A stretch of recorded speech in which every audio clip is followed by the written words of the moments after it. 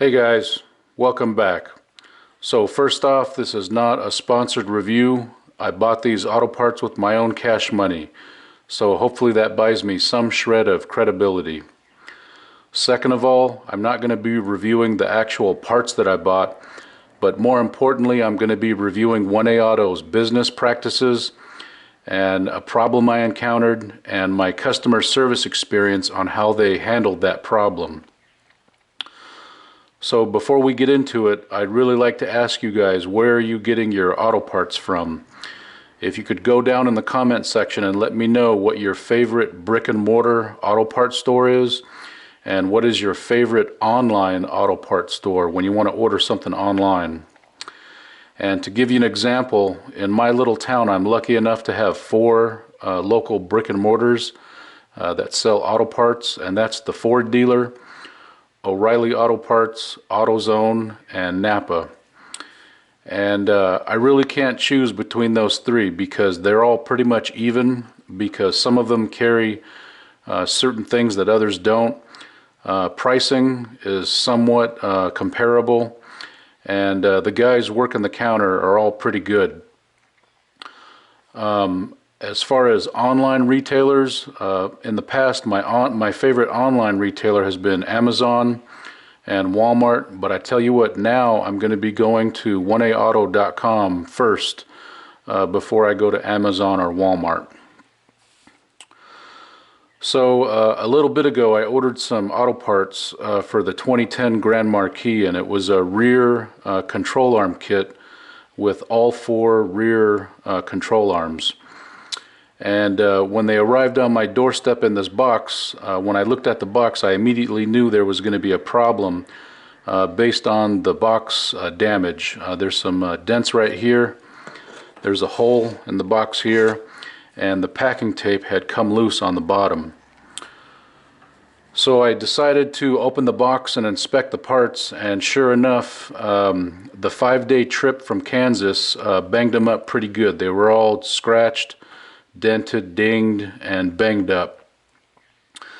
And that's because whoever packed the box put one thin layer of bubble wrap on the top, and all of the parts were in there loose on the bottom. So they were really packed in there loosely. Nothing was packed in there tightly, and that's why they were able to bang into each other and try to jump out of the box during shipping. So I sent an email to 1A Auto describing describing the damage, and I want to say within 16 hours I received an email requesting photographs of the damage of the parts in order to get a return shipping label and to start the refund process. So of course I did that, and I actually did them one better. Instead of taking photographs, I made a little video, and I showed the parts damage, and I got to thinking about it. You know, the price I paid for these parts, it's going to cost them a pretty penny to ship these parts back and to ship out another set of parts, and not to mention the shipping costs to ship these ones out. So I started thinking about what would be a fair excuse me, what would be a fair resolution to my complaint. And on this $84 parts purchase, I came up with a 15% partial refund. If they would just give me a 15% partial refund, which is $12.60, I think I would be made whole, and I would be willing to forgive this damage. Because I have a feeling they'll be spending tons more money on shipping just to send me out the new ones. And of course I didn't want to have any more downtime. I wanted to install these on the car. So sure enough, they wrote me back, and not only did they meet my request, they exceeded it. They sent me a 23% partial refund, which was actually $23.89. And this is what it looks like. You know, hello Chuck McCoy.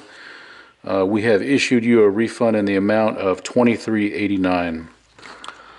So this right there tells me that this company is willing to work with their customers to find a fair resolution. And even though they refunded me $23 out of this $84 purchase, you know, obviously that has eaten up the entire profit margin of this product, and they've made $0 off me on this purchase.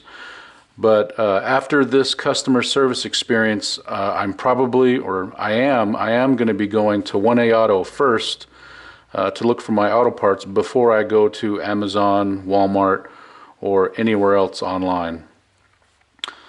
So that's it. That's pretty much it. Thanks for watching. We'll see you next time. Bye-bye.